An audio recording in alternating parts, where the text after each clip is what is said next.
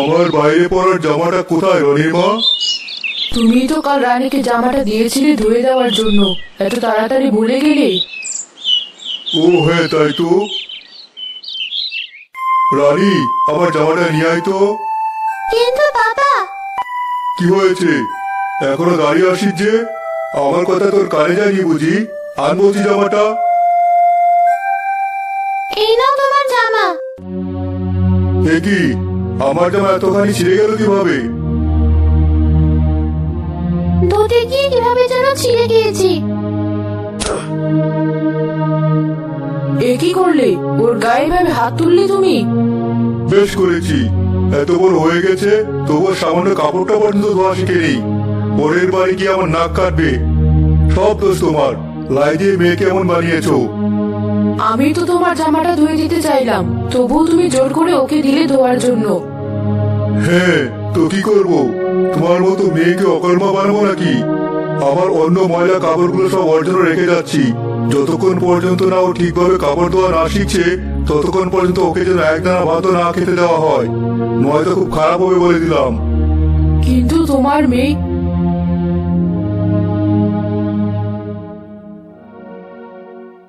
কোনো কথা না শুনেই বেরিয়ে গেল তোর বাবা। তোর কষ্ট করে এতগুলো কাপড় ধুতে হবে না, আমি ধুয়ে দিচ্ছি। না মা, আমি ধুবো সব কাপড়। বাবা যদি কোনোভাবে টের পায় তুমি আমার হয়ে কাপড়গুলো ধুয়ে দিয়েছো, তাহলে তোমার সাথেও খারাপ ব্যবহার করবে। কিন্তু তুই কিভাবে? চিন্তা করো না মা, আমি পারবো। রানী কাপড় ধুতে ধুতে সকাল পার হয়ে বিকাল হয়ে গেল, তবুও তার কাপড় ধোয়া শেষ হলো না। রানীর ছোট ভাই বল্টু তার জন্য খাবার নিয়ে গেল।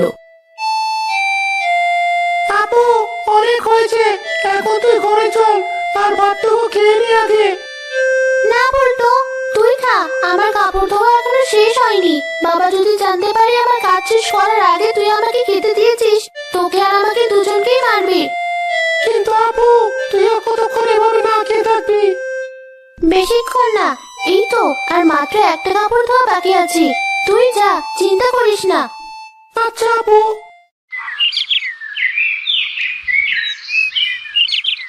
আমি চলে এসেছি। রানী কোথায়? আমার কাপড়গুলো ধোয়া শেষ করেছে? একটু আগে শেষ করলো, এখন বাইরে নেড়ে দিচ্ছে। মেয়েটা সারাদিন কিছু না খেয়ে খেতে যাচ্ছে, তুমি একটু ওকে ভেতরে এনে খেতে বসাও না। আমি আগে দেখবো ও কাপড়গুলো ঠিক মতো ধুয়েছে কিনা, তারপর ওকে খাওয়ার জন্য ডাকবো। কিন্তু মেয়েটা না খেয়ে তো কাজ করলে তো অসুস্থ হয়ে যাবে। কিছুই হবে না, কাপড় ধোয়া তো সামান্য একটা কাজ, এই কাজে আবার কে অসুস্থ হয়? তুমি এসেছো, দেখো আমি সবগুলো কাপড় ধুয়ে দিয়েছি।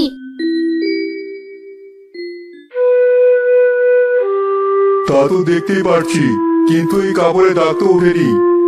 ওই কাপড়টাও ময়লা পরিষ্কার হয়নি ভালোভাবে। সবগুলো কাপড় ভালোভাবে দেখতে হবে আমার। আমি এত কষ্ট করে কাপড়গুলো ধুয়ে দিলাম, আর তুমি নামিয়ে ফেললে। হ্যাঁ, কারণ মাত্র 3টা কাপড় বাদে বাকি একটা কাপড় ঠিক মতো ধোয়া হয়নি। যা, এই কাপড়গুলো আবার ধুয়ে আন। কিন্তু আমার খুব খিদে পেয়েছি, আমি না হয় খাওয়ার পর। না, যাওয়ার আগে আমি বলে গিয়েছিলাম না, আজ তুই ঠিকভাবে কাপড় না ধোয়ার আগ পর্যন্ত তোর কপালে কোনো খাবার নেই। যা বলছি। বাবা, আপু সারাদিন না খেয়ে অনেক কষ্ট করেছে, ওকে একটু বিশ্রাম নিতে দাও অন্তত।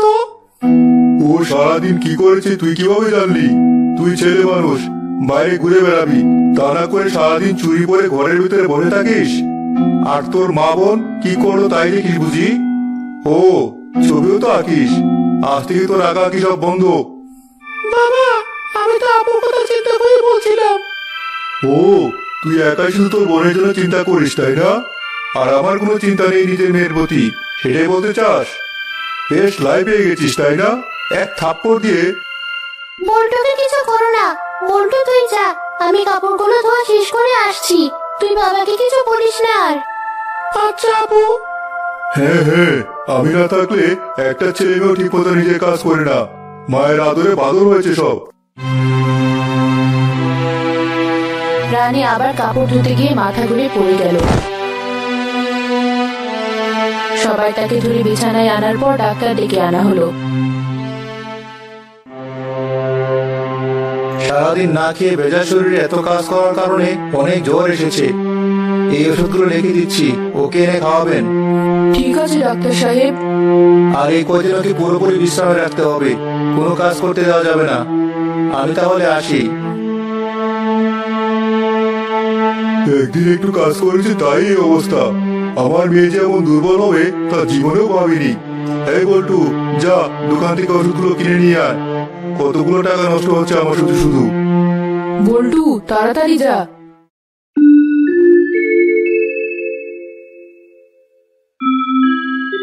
হয়েছে মা, আর খাবো না, ভালো হয়ে গেছি আমি। আর কত ওষুধ খাওয়াবে আমাকে?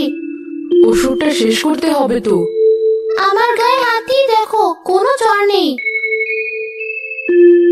তা ঠিক।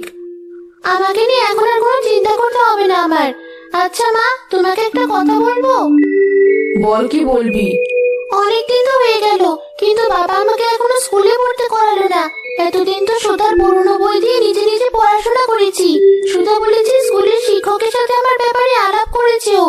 সে বলেছে আমি যদি তাদের নেওয়া পরীক্ষায় পাশ করতে পারি তাহলে আমাকে সুধার ক্লাসে ভর্তি করিয়ে দেবে। এ তো খুব ভালো খবর। হ্যাঁ মা, তুমি একটু বাবার সাথে আলাপ করে দেখো আরেকবার। আচ্ছা করব, তুই এখন ঘুমা। আচ্ছা মা, আমি ঘুমোলাম। রনির মা, কোথায় তুমি? মেয়ে কি এখনো সুস্থ হয়নি?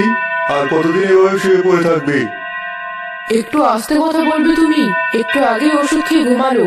যাই হোক, তোমাকে একটা কথা বলার ছিল। বলো, কি বলবে?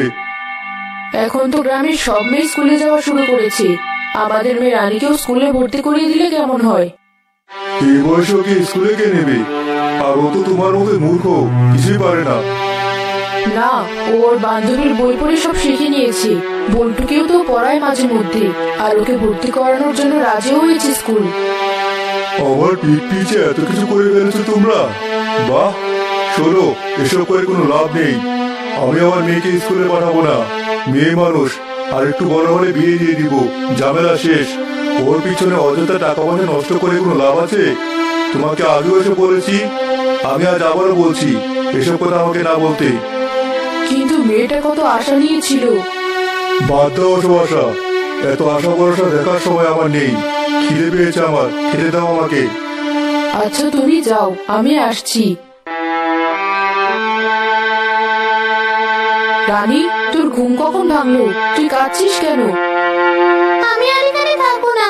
বাবা সেই ছোটবেলা থেকে আমাদের উপর অত্যাচার করেই যাচ্ছে। আমার উপরে আরো বেশি হয়তো। তার কথা মতো কোনো কাজ না করলে বকাঝকা থেকে শুরু করে গায়ে হাত পর্যন্ত তুলে আমাদের সবার উপর। আর কত সহ্য করবো? তোর বাবা তো আমাদের ভালোর জন্য এইসব করে। কিসে ভালো? আমার ভালো চাইতে গিয়ে আমাকে অসুস্থ বানিয়ে দিয়েছি। বল্টুর ছবি আঁকতে ভালো লাগতো, ওর ছবি আঁকা বন্ধ করে দিয়েছি। তুমি কাপড় বানিয়ে দিতে পছন্দ করতে, সেটাও বন্ধ করে দিয়েছি। কারণ মানুষ বলতে বাবা তোমার টাকায় চলে। সামান্য এই কথার জন্য আমার পড়ালেখার স্বপ্ন কোনোদিন পূরণ হবে না। আর তোমার মতো জীবন আমাকেও কাটাতে হবে। তুই কাঁদিস না, আমি দেখছি কি করা যায়। তোমাকে কখন বলেছি আমাকে খাবার দিতে? এখনো এলে না যে?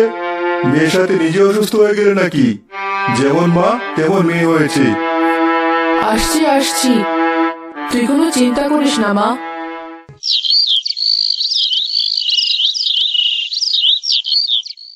কয়েকদিন পর সকালে রানীদের বাসার দরজায় কড়া নাড়ার শব্দ হলে রানী গিয়ে দরজা খুলে দিল। খালা, তুমি এতদিন পর কিভাবে? তোর মা আমাকে খবর পাঠিয়েছিল এখানে আসার জন্য, তাই চলে এলাম। আরে দুলাভাই, আপনি কেমন আছেন? এই তো ভালো। অনেকদিন পর এলে আমাদের বাড়ি। তো কোনো কাজে এসেছো নাকি বেড়াতে? আপনাদের দেখতে মন চাইলো তাই চলে এলাম। তুই এসেছিস? যা, হাত মুখ ধুয়ে বস, আমি তোকে খেতে দিচ্ছি। আচ্ছা আপা। রানীর মা, এদিকে এসো, তোমার সাথে আমার কিছু কথা আছে। হ্যাঁ বলো। তোমার বোন এতদিন পর আমাদের বাড়িতে কেন? কোনো কুমতলব আছে নাকি? না তো, এমনি বেড়াতে এসেছে। ও, পারলে একদিনের মধ্যে বিদায় করে দাও। বাড়তি ঝামেলা ভালো লাগে না আমার।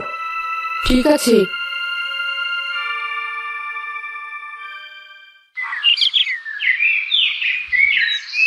রানী কোথায় যাচ্ছিস? তোকে একটা কথা বলবো। বলো মা। আগে তোর ঘরে চল।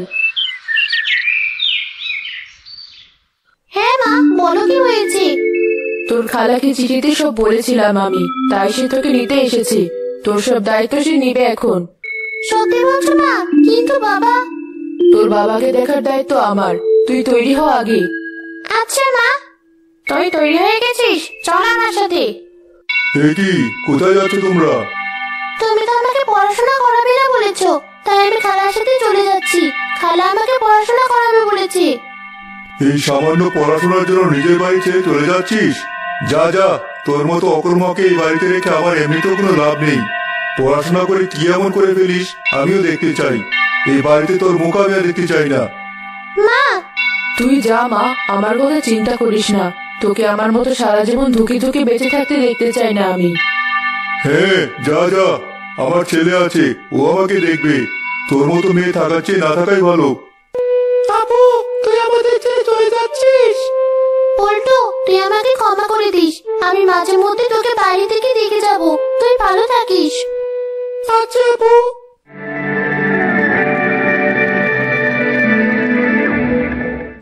10 বছর পেরিয়ে যায়। বল্টুও বড় হওয়ার পর তার মাকে নিয়ে শহরে চলে যায়। বল্টুর বাবা একা থাকতে থাকতে হঠাৎ একদিন অসুস্থ হয়ে পড়ে। বল্টু, তুই ফিরে এসেছিস। কতদিন পর আমার মাথায় তোর হাতের ছোঁয়া পেলাম। আমি জানতাম তুই ফিরে আসবি। বল্টু না বাবা, আমি রানী। তুমি বলেছিলে আমি জীবনে কিছু হতে পারবো না, কিন্তু আমি এখন একটা স্কুলের শিক্ষক। আমার বিয়ে ঠিক হয়েছে, সেটা জানানোর জন্য এসেছিলাম। এসে দেখি তুমি অসুস্থ। রানী তুই, আমার ভুল হয়ে গেছে মা। তুই আমাকে ক্ষমা করে দে। তোদেরকে আমি সারা জীবন কষ্ট দিয়েছি, অবহেলা করেছি, তোকে তোর বাড়ি থেকে বের করে দিয়েছি। তার শাস্তি আমাকে এখন এই বুড়ো বয়সে একা একা পেতে হচ্ছে। বাবা, এখন আর তোমার প্রতি আমার কোনো অভিমান নেই বলেই তোমার কথা উপেক্ষা করে বিয়ের দাওয়াত দিতে এসেছিলাম। তুমি সুস্থ হলে চলে এসো। মা, বল্টু সবাই থাকবে ওখানে। রানীর বিয়ের দিন বল্টুর বাবা সবার কাছে ক্ষমা চাইলে সবাই তাকে ক্ষমা করে দিল।